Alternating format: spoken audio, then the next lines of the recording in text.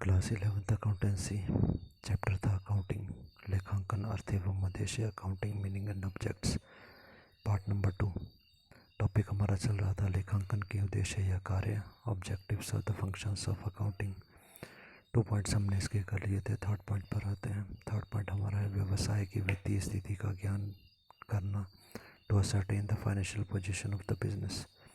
Ascertain is to find out, पता लगाना। Financial position, वित्तीय स्थिति मतलब धन की स्थिति क्या है। हम इसमें ये पता लगाते हैं अपने अकाउंट्स के माध्यम से कि हमारे बिजनेस में कितने रुपए की संपत्तियां हैं, कितना दायित्व, लायबिलिटी, हमारी लायबिलिटी कितनी है, कितना पैसा हमने लोगों का देना है, कितनी कैपिटल पूंजी मालिकों द्वारा लगाया गया पैसा है, डेटर्स हमारे जो हैं उनसे कितना पैसा हमने लेना है, क्रेडिटर्स जो हैं उनको कितना पैसा हमने देना है, कैश इन हैंड मतलब हमारे पास कितना कैश पड़ा हुआ है और बैंक में कितना कैश है, क्लोजिंग बैलेंस मतलब जो स्टॉक हमारे पास है वो कितने रुपए का है वर्ष के अंत में। ये सभी कुछ हमारे को अकाउंट से पता चलता है। फोर्थ पॉइंट है विभिन्न पक्षकारों को सूचनाएं प्रदान करना, to provide the information to the various parties. Parties मतलब या पक्षकार का मतलब होता है अलग अलग व्यक्ति जो हमारे कंपनी के अकाउंट्स के द्वारा अलग अलग सूचनाएं प्राप्त करना चाहते हैं, जिसमें कि बिज़नेस के स्वामी हो सकते हैं, ओनर ऑफ द बिज़नेस, विनियोक्ता जिन्होंने हमारे बिज़नेस में पैसा लगाया है, हम इनको इन्वेस्टर्स बोलते हैं, बैंक जिन्होंने हमें लोन दिया हुआ है वो हमारे अकाउंट को देखना चाहते हैं, लेनदार जिन्होंने हमसे पैसा लेना है हम क्रेडिटर्स कहेंगे, कर्मचारी भी हमारे बिज़नेस को बारे में जानना चाहते हैं कि हमारा बिज़नेस कितना लाभ कमा रहा है। यदि हम ज़्यादा लाभ अर्जित करते हैं तो ऐसी स्थिति में लाभ का कुछ हिस्सा जो है उनको भी दिया जाएगा। अगर हमारा बिज़नेस लगातार लाभ में जा रहा है तो मालिक उसको चलाते रहेंगे, और लगातार यदि व्यवसाय हानि में जाता है तो मालिक उसको बंद करने का विचार करेंगे, और यदि मालिक बिज़नेस को बंद करने का विचार करते हैं तो हमारी संस्था के कर्मचारी जो हैं वो बेरोजगार हो जाएंगे, इसलिए वो भी इसके बारे में जानना चाहते हैं। अधिकारी, सरकारी अधिकारी भी जानना चाहते हैं कि कौन सी कंपनी किस प्रकार से व्यवहार कर रही है इत्यादि, की वे निर्णय ले सकें भविष्य के बारे में। नेक्स्ट पॉइंट है शुद्ध लाभ या हानि के कारणों का सही सही पता लगाना, to know the exact reasons leading to the net profit और द लॉस। यदि हमारी कंपनी को लाभ हुआ है तो उसके क्या कारण है, यदि हानि हुई है तो उसके क्या कारण है, अकाउंट से मालूम चलता है। 6 पॉइंट है व्यवसाय के प्रति वर्ष की प्रगति ज्ञात करना, to know the year to year progress of the business. पिछले सालों के मुकाबले में हमारी कंपनी जो है कितना लाभ ज़्यादा कमा रही है, हम कितनी प्रगति कर रहे हैं धन के मामले में, ये भी हमारे को फाइनल अकाउंट से पता चलेगा, अकाउंट से पता चलेगा। 7 पॉइंट अशुद्धि और कपटों को रोकना और उनका पता लगाना, to prevent and detect the errors and the frauds.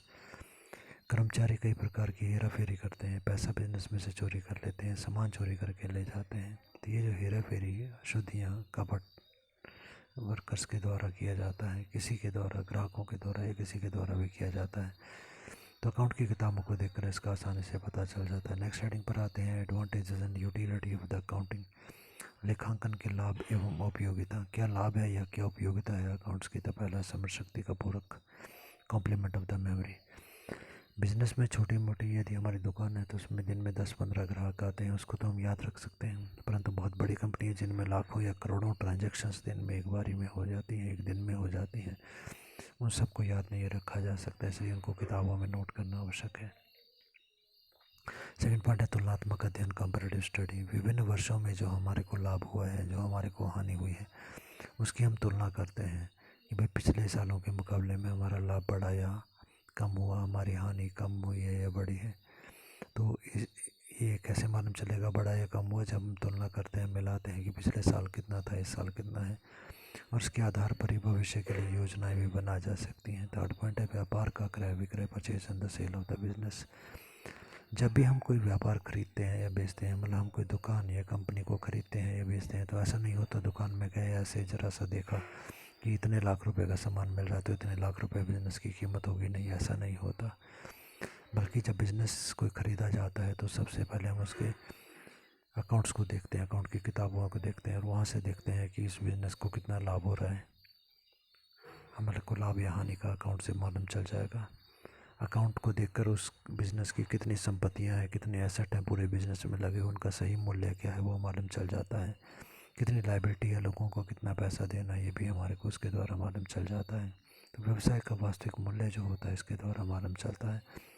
Fourth point है न्यायालय में प्रमाण या प्रूफ इन द कोर्ट। यदि किसी ट्रांजैक्शन को लेकर आपस में व्यापारी क्रय विक्रेता और विक्रेता का आपस में लड़ाई झगड़ा हो जाता है तो अकाउंट की किताबों को कोर्ट में प्रूफ या प्रमाण के तौर पर प्रेजेंट किया जा सकता है, प्रस्तुत किया जा सकता है। पाँचों पॉइंट है दिवालिया घोषित करने में सहायक, helpful in declaring as insolvent. दिवालिया या इंसॉल्वेंट घोषित करना चाहते हैं, यदि हम कहना चाहते हैं कि हम दिवालिया हो गए, हम लोगों की पेमेंट नहीं कर सकते, तो केवल मात्र हमारे कहने मात्र से ये कार्य नहीं हो जाता। हमारे को अपने फाइनल अकाउंट दिखाने पड़ेंगे, अकाउंट की किताबें हमारे को दिखानी पड़ेंगी, जिससे कि हमारे को ये बताना पड़ेगा कि हमारी लायबिलिटी बहुत ज़्यादा है, हमने लोगों का पैसा बहुत ज़्यादा देना है, परंतु एसेट्स हमारे पास नहीं है। यदि हमारे अकाउंट की किताबें ऐसा कहती हैं, बताती हैं सही है, तभी न्यायालय के द्वारा हमें दिवालिया घोषित किया जाएगा। 6 पॉइंट है कर निर्धारण में सहायक, helpful in determination of the tax liability. सरकार को हम कितना टैक्स देंगे, कितना टैक्स देना है हमने, इसका पता हमारे अकाउंट की किताबों से चलता है। हम ऐसे खुद कह दें कि हमारे को इतने लाख प्रॉफिट हुआ और इतना टैक्स मेरा बना है, तो सरकार इसे नहीं मानती। सरकार हमारे अकाउंट की किताबों को देखेगी, उसके अनुसार जो लाभ है उसके ऊपर टैक्स जो है वो निर्धारित किया जाता है। 7 पॉइंट है ऋण सुविधा या क्रेडिट फैसिलिटी।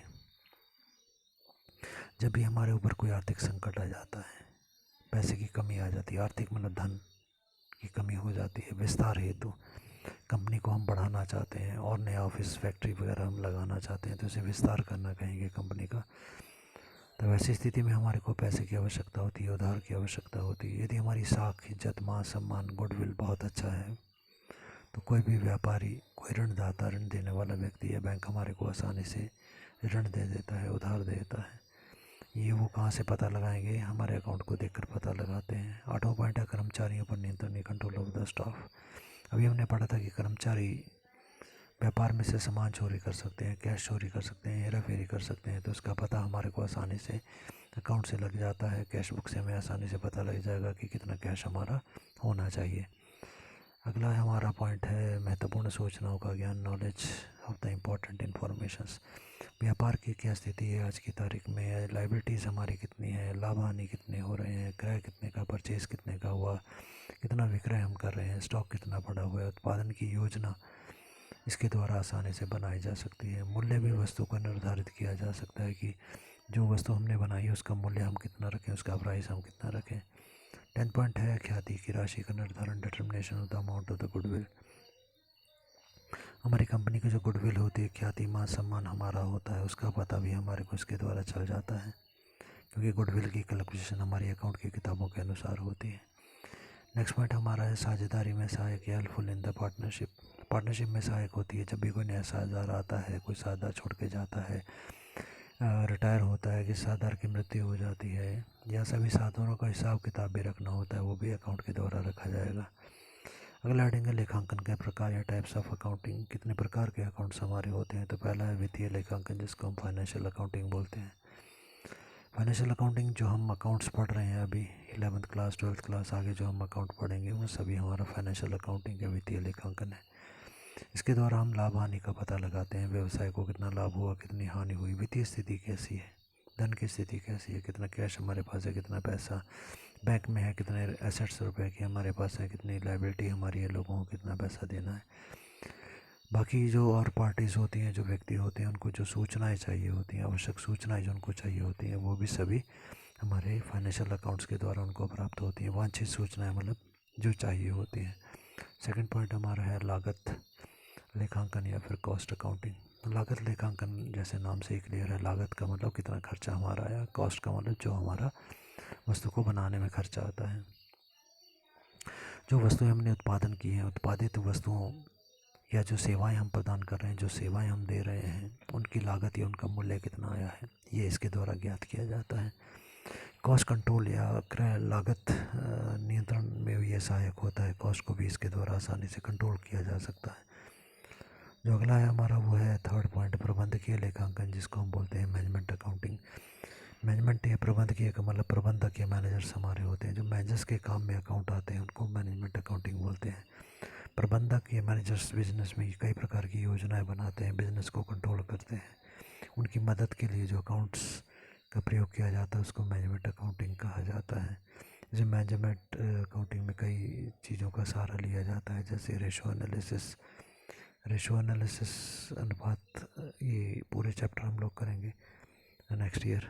उसके बाद है केवल नाम ही है इस साल काफ़ी है आपको, कैश फ्लो स्टेटमेंट।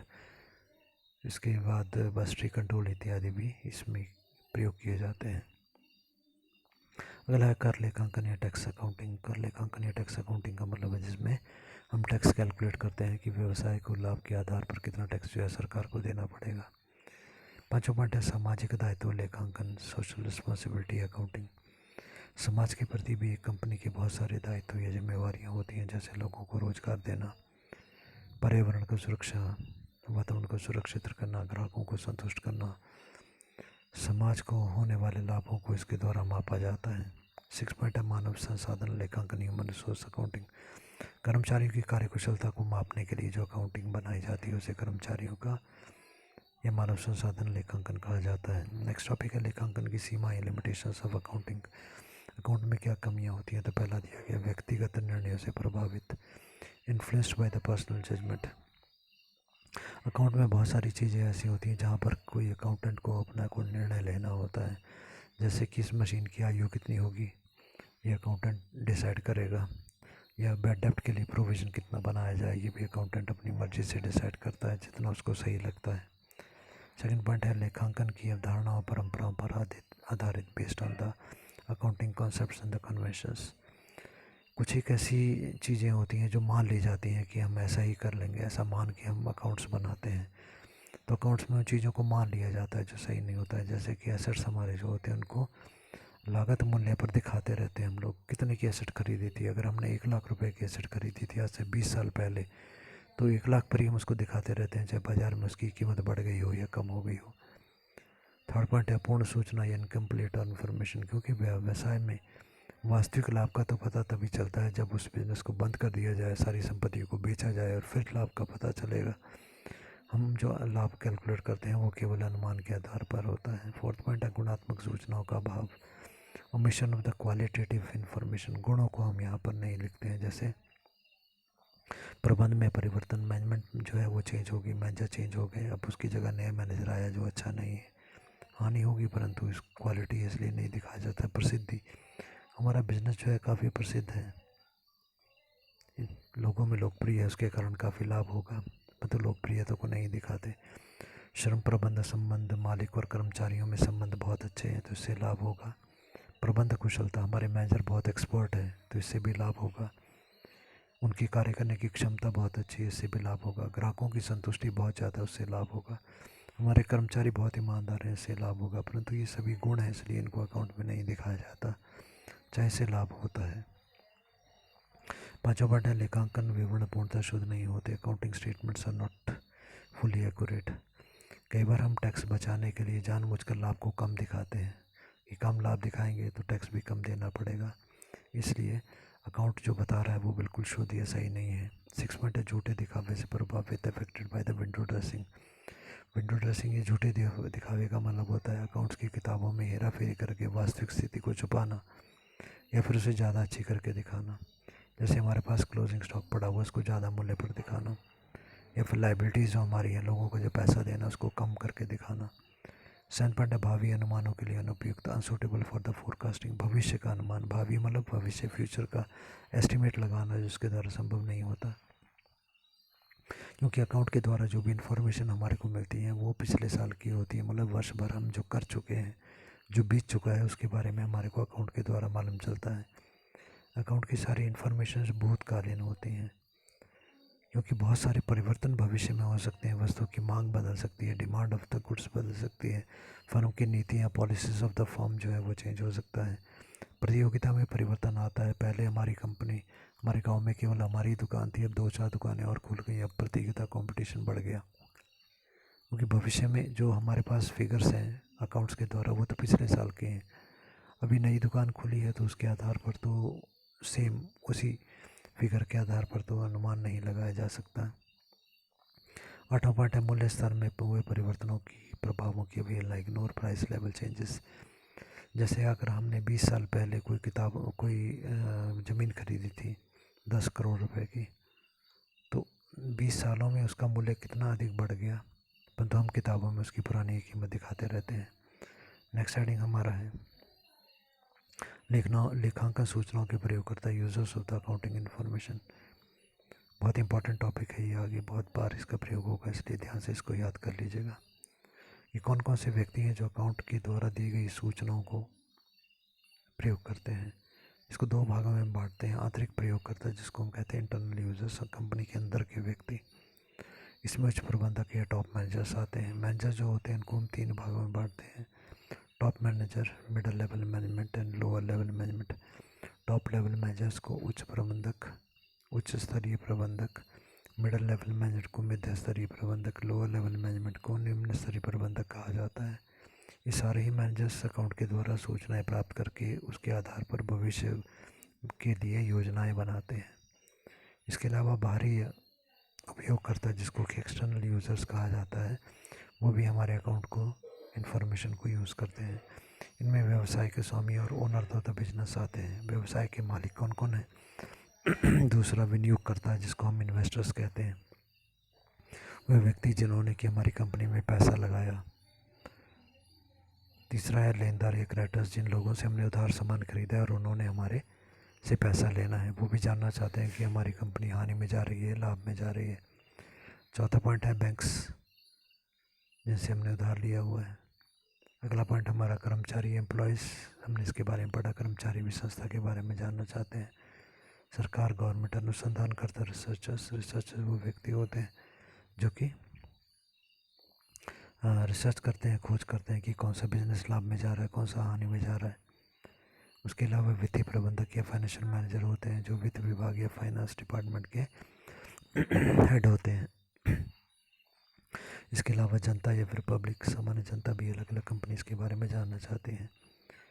अगला हेडिंग हमारा लेखांकन एक सूचना प्रणाली, accounting as an information system. Account हमारे को बहुत सारी इन्फॉर्मेशन भी देता है, जिसमें पहला पॉइंट हमारा है रोकड़ उपविधि, कैश सब सिस्टम। कैश के बारे में जो हमारे को जानकारी दे, रोकड़ प्राप्ति और भुगतान के बारे में, कैश कहाँ से हमें प्राप्त हुआ, कितना प्राप्त हुआ, भुगतान मतलब कितना हमने पैसा दिया और किसे दिया। इलेक्ट्रॉनिक फंड ट्रांसफ़र, इलेक्ट्रॉनिक तरीके से जो हम पैसा दूसरी कंपनी के अकाउंट में ट्रांसफ़र करते हैं। क्रेडिट कार्ड के माध्यम से जो पैसा हम देते हैं, इलेक्ट्रॉनिक बैंकिंग। सेकंड पॉइंट है क्रय व देय खाते उपविधि, purchase and account payable system. जब हमने उधार पर सामान खरीदा है तो उसके पैसे हमने देने हैं, तो इसे हम कहेंगे अकाउंट पेबल। क्रेडिटर्स वो व्यक्ति जिनसे हमने उधार पर सामान खरीदा है, उनको जो हमने भुगतान करना है, पैसे देने, उसकी सूचना इसके द्वारा मिलती है। विक्रय व प्राप्त खाते उपविधि, जिसको हम सेल एंड अकाउंट रिसीवेबल सब सिस्टम बोलते हैं। सेल मतलब अगर हमने सामान बेचा है, उधार पर बेचा है, तो हमने पैसा लेना है, इसे हम इसे कहेंगे प्राप्त खाते या फिर अकाउंट रिसीवेबल। डेटर्स कितने रुपए के हैं, उनसे कितना अमाउंट वसूल कर लिया है, कितना ले लिया है। अति देय खाते, ओवर ड्यू अकाउंट्स, कि जिनका बहुत ज़्यादा समय हो गया ग्राहकों का और पैसे नहीं दे रहे, उसका हिसाब किताब। अगला है रहती है लेखांकन उपविधि, इन्वेंट्री अकाउंटिंग सिस्टम। रहती है मतलब जो क्लोजिंग स्टॉक हमारे पास बचा हुआ है। परचेज़ हमने कितने रुपए की थी, कितना सामान हमने परचेज़ किया था, कितना हमने इशू कर दिया, फैक्ट्री में हमने दे दिया उत्पादन करने के लिए कच्चा माल, कितना दे दिया है वो, इसका हिसाब किताब। कौन सी तारीख को ख़रीदा था, कितनी मात्रा में हमारे पास सामान पड़ा हुआ है, उसका कितना मूल्य है और स्टॉक की स्थिति क्या है, मतलब आज की तारीख में सामान कितने रुपए का है। पाँचों पॉइंट है स्थायी संपत्ति लेखांकन उपविधि, फिक्स एसेट्स अकाउंटिंग सिस्टम, जिसके द्वारा फिक्स एसेट्स के बारे में हम अध्ययन करते हैं। हम थोड़ा बहुत पढ़ चुके हैं कि बहुत लंबे समय तक संपत्तियाँ हमारे बिजनेस में रहती हैं, जैसे ज़मीन, लैंड, बिल्डिंग, प्लांट, मशीनरी। इनको हमने ख़रीदा है, इनको राइट ऑफ किया है, समाप्त किया है, बेचा है और डेप्रिसिएशन के ऊपर लगा है, और उनकी किताबों में कीमत क्या है आज की तारीख में। 6 पॉइंट है मजदूरी व वेतन लेखांकन उपविधि, पेरोल अकाउंटिंग सब सिस्टम। पेरोल अकाउंटिंग का मतलब है कि वर्कर्स जो मज़दूर हमारे हैं, उनको तनख्वाह का हिसाब किताब रखना, उनकी बेसिक पे, मूल वेतन कितना है, अलाउंसेस भत्ते कितने हैं, भविष्य निधि प्रोविडेंट फंड कितना है, इनकम टैक्स कितना है, लोन उन्होंने कोई लिया हुआ, उसका सारा हिसाब किताब रखना। 7 पॉइंट है व्यय व आय लेखांकन उपविधि, expenses and income accounting system. कहाँ पर कितना खर्चा हमारा हो रहा है और कहाँ से कितनी आय हमारे को हो रही है, इसका हिसाब किताब जिसमें रखा जाता है। 8वां पॉइंट है वित्तीय विवरण की उपविधि या फाइनेंशियल स्टेटमेंट सब सिस्टम। इसमें इनकम स्टेटमेंट या आय विवरण बनाया जाता है। इनकम स्टेटमेंट हमारी जो होती है वो trading and profit and loss account होती है। बैलेंस शीट इसमें बनाई जाती है, फाइनल अकाउंट का ये पार्ट है। इसके अलावा कैश फ्लो स्टेटमेंट जिसको रोकड़ प्रवाह विवरण व फंड फ्लो स्टेटमेंट कोष प्रवाह विवरण कहा जाता है। 9th पॉइंट हमारा है लागत लेखांकन उपविधि या कॉस्ट अकाउंटिंग सब सिस्टम या कॉस्टिंग सब सिस्टम। जो वस्तुएं हम लोगों ने बनाई हैं, जो हमारी निर्मित वस्तुएं हैं, उनकी लागत कितनी आई, उनका खर्चा कितना आया, उनका मूल्य हम कितना रखेंगे, प्राइस कितना फिक्स करेंगे, मूल्य निर्धारण भी इसमें किया जाता है। कितनी सामग्री उसमें लग गई है, मटेरियल कितने रुपए का लगा है, श्रम या लेबर या वर्कर्स का खर्चा कितना आया, अन्य वे अदर एक्सपेंसेस कितने आए, और इसके द्वारा हम लागत को नियंत्रित या कंट्रोल भी कर सकते हैं। इसके अलावा जो नेक्स्ट हेडिंग हमारा है वो लेखांकन सूचनाओं का गुणात्मक विशेषताएं, qualitative characteristics of the accounting information. तो इसमें विश्वसनीयता होनी चाहिए हमारे अकाउंट्स में, रिलायबिलिटी। फाइनल अकाउंट के द्वारा जो भी सूचनाएं दी जाएं वो सारी विश्वसनीय हो, उन पर विश्वास किया जा सके। यह तथ्य फैक्ट्स के ऊपर आधारित होनी चाहिए, इन्फॉर्मेशन सच्चाई पर आधारित होनी चाहिए, जांचने योग्य होने चाहिए, मतलब सभी इन्फॉर्मेशन को चेक किया जा सके, मूल पर सोर्स डॉक्यूमेंट के द्वारा इनको चेक किया जा सके। इसमें क्रय बीजक परचेज इनवाइस, विक्रय बीजक सेल इनवाइस, कैश मेमो या पत्र व्यवहार जो हमने किए हैं किसी व्यापारी से, वो भी हमारे पास प्रूफ के तौर पर होने चाहिए। टेलीग्राफ जो एग्रीमेंट हमने किए हैं बाकी कंपनियों से, वो भी हमारे पास होना चाहिए। संपत्ति हस्तांतरण पत्र, एसेट टाइटल ट्रांसफ़र लेटर हमारे पास होने चाहिए। और ये जो भी निर्णय लिए जाएँ वो सभी निष्पक्ष होने चाहिए, बिना भेदभाव के होने चाहिए। सेकंड पॉइंट है अनुरूपता या फिर रेलेवेंस। सूचनाएं जो है संस्था के उद्देश्यों के अनुरूप या अकॉर्डिंग होनी चाहिए। अपने अकाउंट्स में अनावश्यक या बेकार की सूचनाएं नहीं दिखानी है, सभी पार्टीज इसके द्वारा लाभ उठा सकें, इस प्रकार से अकाउंट्स को बनाना है। थर्ड पॉइंट है समझ में आने योग्य, अंडरस्टैंडेबिलिटी। आसानी से सभी साधनों को इसमें दिखाए के बारे में सूचना होनी चाहिए। हर चीज़ कितनी एसेट है, मशीन कितनी है, कैश इतना है, रॉ मटेरियल कितना है, कार्य निष्पादन परफॉर्मेंस के बारे में ये सूचना देने वाला होगी, कितना कार्य हमने कर लिया, हर एक वर्कर ने कितना कार्य किया। जो भी सूचना इसमें दी जाए वो सारी स्पष्ट होनी चाहिए, सरल होनी चाहिए और समझ में आने योग्य होनी चाहिए। सूचनाओं को जब हम इसमें लिखते हैं तो उसमें जो प्रयुक्त के शब्द होते हैं, मतलब जिन शब्दों का हम प्रयोग करते हैं वो सामान्यतः प्रचलित होने चाहिए, नॉर्मली इनका प्रयोग किया जाना चाहिए, ये सरल होने चाहिए। और किसी भी सूचना को अधिक स्पष्ट करने के लिए स्पष्टीकरण या नोट्स भी दिए जाने चाहिए। फोर्थ पॉइंट है तुलनात्मकता या कंपेरेबिलिटी। हम तुलना आसानी से कर सकें अपनी कंपनी के अकाउंट्स की तुलना दूसरी कंपनी के साथ, अपनी कंपनी के पिछले वर्षों के फिगर्स के साथ आसानी से तुलना कर सकें। इसको हम बाह्य और अभ्यंतर या आंतरिक तुलना भी कहते हैं। अकाउंट्स बनाने की जो विधि होती है उसमें सामान्यतः कोई भी परिवर्तन सामान्यतः नहीं करना चाहिए, बहुत अधिक आवश्यकता होने पर इसमें परिवर्तन किया जाना चाहिए। यदि विधि समान रहेगी तभी तुलना संभव हो पाती है। लास्ट हेडिंग चैप्टर का है लेखांकन की भूमिका या रोल ऑफ द अकाउंटिंग। क्या भूमिका है? पहला है भाषा की भूमिका, role of the language. Account को रोल ऑफ द लैंग्वेज इसलिए कहा जाता है क्योंकि अकाउंट वो भाषा होती है जिससे कि व्यवसाय के बारे में सारी सूचनाएं हमारे को प्राप्त हो जाती हैं। सेकंड है ऐतिहासिक लेखों की भूमिका, role of the historical records. जो लेखे हम लोगों ने लिखे हैं, जो अकाउंट्स में इंफॉर्मेशन हमने लिखी है, वो सारी इन्फॉर्मेशन हमारे को क्रमवार का मतलब पहले जो व्यक्ति को सामान बेचा वो पहले लिखा जाएगा, उसके बाद जो आया उसकी ट्रांजैक्शन बाद में, उसके बाद जो आया, तो पूरा क्रम वाइज सीक्वेंस वाइज हम इसको लिखते हैं। तिथिवार लिखते हैं, पहली तारीख की पहले, 2 तारीख की बाद में 3 की, उसके बाद इस प्रकार से, और ये सभी नियम के अनुसार लिखे जाते हैं। थर्ड पॉइंट है वास्तविक लाभ हानि का निर्धारण करने की भूमिका, role of the determining the real profit और लॉस। वास्तव में कितना लाभ और हानि हुआ फाइनल अकाउंट बनाकर हमें पता चल जाता है। सूचना प्रणाली की भूमिका या role of the information system. Role of the information system का मतलब यहाँ पर ये हुआ कि जितनी भी पार्टीज़ हैं, जैसे हमने पहले पढ़ा, कंपनी के मालिक हैं, सरकार है, लेनदार है, देनदार है, बैंक है, वित्तीय संस्थाएं, रिसर्चर्स, इनकम टैक्स अधिकारी, सभी पक्षकारों को सूचना ये प्रदान करें। पाँचों पॉइंट एक वस्तु या सेवा प्रदान करने वाले की भूमिका, role of the community of the service provider. Company जो है या तो कोई वस्तु बनाकर बेचती है या कोई सेवा प्रदान करती है।